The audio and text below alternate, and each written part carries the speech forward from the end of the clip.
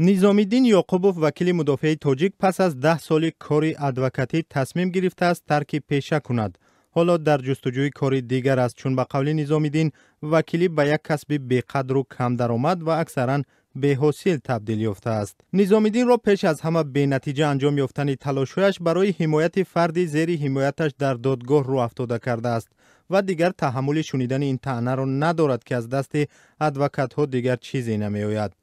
10 سال پیش وقتی نظامیدین یعقوبوف به ادوکاتی شروع کرد و از دیگر بود و گپی وکیل دفاع را ضمن محاکمه ها دادرس‌ها حداقل 2% به اعتبار می گرفتند.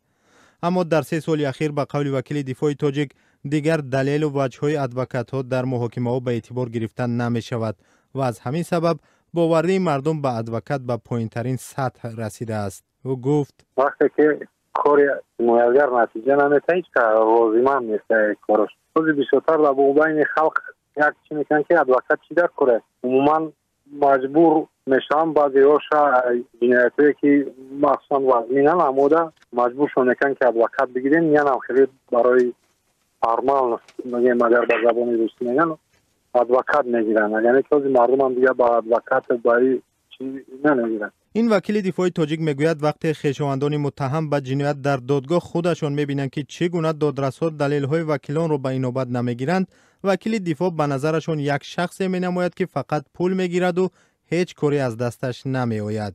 ادوکات تاجیک یک نمونه آورد که او را از کاری کردهش پشیمان کرده است. نظامیدین یعقوبوف چند ماه پیش حمایت یک نفری را بر دوش گرفت که به قاچاق مواد مخدر متهم میشد، ولی در نهایت او را به 14 سال زندان محکوم کردند. او گفت قانونا ما خدمتی و قاعدگی مثل رفتیم همون وقتی همه فرق شدگی اشتراک کردیم که خودش که ناراضگی میکنه میگه مثلا اما آدم دل شب انجامدن چی کردن باز میگردن. هرچند نظامیدین میتوانست بر اساس شرطنامه با مزاج 800 سومانی او را بر نگرداند، ولی به قول خودش وجدان عذاب داد و پول آدم کم بضاعت را برگرداند. همه این مشکلات نظامیدین را از کاری وکیلی دل سرد کرده است و حالا آماده است که در عوض 600 تا 700 سومانی ولی کاری دیگری به جنگ و دعوا و کشمکش پیدا کند. نظامیدین یکی از صدها وکیل دفاع در تاجیکستان است که از کارش دلسرد شده یا آن را ترک کردند و یا در اندیشه پیدا کردن پیشه دیگر هستند. آمار رسمی نشان می‌دهد که در 2 سال اخیر شماره ادوکات‌ها در تاجیکستان به مراتب کمتر شده است. سال گذشته در تاجیکستان تقریبا 9 میلیون نفری همگی 600 ادوکات در وزارت عدلیه ثبت نام کردند. یعنی برای هر 13000 اهالی یک ادوکات خدمت می‌رساند که شماره خیلی کم است. یک تحقیق بین المللی در آسیای مرکزی و قفقاز هم نشان داده است که در بین 6 کشور تحقیق شده تاجیکستان از همه کمتر وکیل دفاع دارد که به مردم خدمت می‌رسانند. فیضیالی یکی از آن وکیلان است که به کارش ادامه می‌دهد.